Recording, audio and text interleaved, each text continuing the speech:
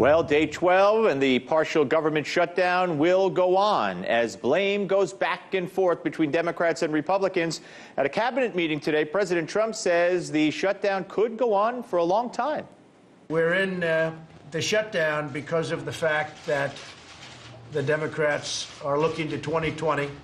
They think they're not going to win the election. I guess a lot of signs point to the fact that they're not going to win the election.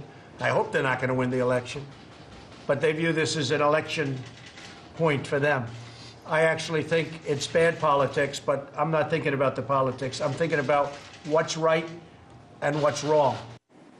All right, to talk about this and much more that's going on in Washington, we go to our political panel, former Florida Democratic Party Chair Mitch Ceasar and conservative talk show host Andrea Kaye. I welcome you both aboard. Okay, big meeting today at the White House. We've gotten word that it is broken up just moments ago. No real report of progress, but another meeting scheduled possibly for Friday. Now, if the Democrats don't budge, Mitch, what's their strategy? Well, they can obviously sit put, but I think the main strategy would probably be the fact that the Senate passed a unanimous bill a number of weeks back. I mean, they don't agree unanimously that the sun's coming up tomorrow morning, but they did agree to fund the government through February 7th or 8th. They could do that and buy themselves more time. That's an easy solution. I think that there's been several times that they've had meetings that they thought were good with the president. He later changed the game, not only messing up Democrats, but messing up Republicans like Mitch McConnell. So I think the Democrats want to see border security. They don't want to see a wall. They think it's a waste of $5 billion. We'll have to see what the president does. I mean, he likes being the center of attention, and he is here. Well, Andrea, I believe that Trump should do a nationwide address from the White House, explain his position, not only on the wall and how Nancy Pelosi went to Hawaii while he was in the White House the whole holidays, but also his 4 pillars on immigration reform, which when he did it at the State of the Union, polls showed the public supported them, because they're all common sense.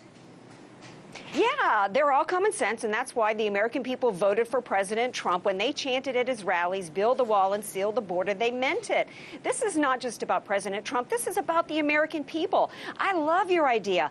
I think that President Trump should go and do an address before the American people and play endless clips, video clips and audio clips of the Democrats, you know, like Harry Reid back in the day, in which he talked about how only an insane country would allow something like birthright citizenship. Or how about the video and audio clip of Chuck Schumer bragging about, what was it, $46 billion of money that they allocated to fund in part 750 miles of fencing. Well, 750 miles of fencing, right? Yeah. I mean, because it made sense to the Democrat Party then. We had Obama, we had President Obama, then Senator Obama, talking about how we've got to stop the illegal immigration into this country. And at one point, he even suggested that as a part of that, that English be the designated language of our country. So having border security, including a wall, is absolutely common sense. It's what the American people want, and it's time that the Democrat Party get behind the American people. All right, let's shift gears ago to incoming Utah Senator Mitt Romney, who'll be sworn in tomorrow. He blasted President Trump in a Washington Post op-ed yesterday. Here's some of what he had to say.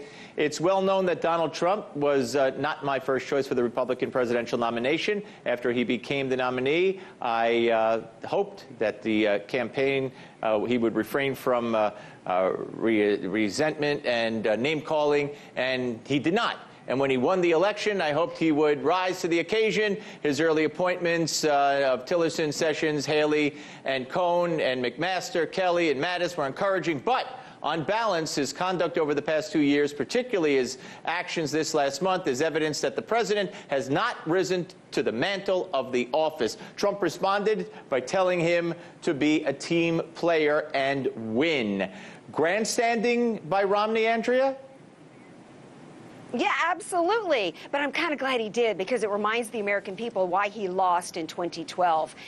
And lost again, according to the national voters in 2016, when he came out in the primaries and tried to convince the voters, the Republican voters, he didn't deserve the primary. Look, where was this Mitt Romney in 2012? Why were there none of these attacks against President Obama and his administration?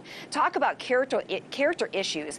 I think that not rising to the level of the presidency is lying to the the American people in order to push through Obamacare. If you like your doctor, you can keep your doctor. Or how about Benghazi? I think denying security requests and allowing an ambassador to suffer under and be slaughtered in a terrorist attack deserved a little bit of this Mitt Romney back in 2012. Let's go to Mitch. Mitch, former Democrat Senate Majority Leader Harry Reid joined the chorus of attacks on Trump. He attacked him as amoral, weird, says he has no conscience.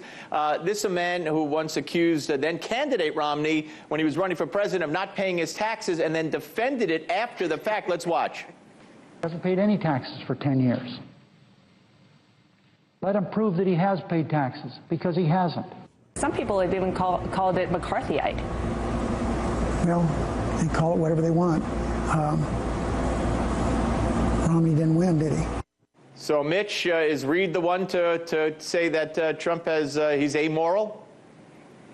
Well, remember, Harry Reid is not in office anymore. This is a typical example of deflection like from the last question. Let's look at the shiny object here, not talk about the problem over here. Harry Reid's a tough guy. He grew up in Searchlight, Nevada. He was a boxer when he was a kid. He was on the Nevada Gaming Commission fighting the mafia in the 1970s. He's entitled to opinion. I think I have a lot of the same problems with the president that he does. He's entitled to his opinion, whether he's right or wrong, although I think he's right. But let's go back for 1 second. Well, Mitch, we're going to have to save that. We're going to have to save that for another time because I'm out of time. But I do appreciate it. Mitch and Andrea, thank you both very much. Hey YouTube, thanks for checking out our channel. We hope you enjoyed the video. We have tons of content for you just like this. For more of RT America's one-of-a-kind news and analysis, be sure to subscribe and never stop questioning more.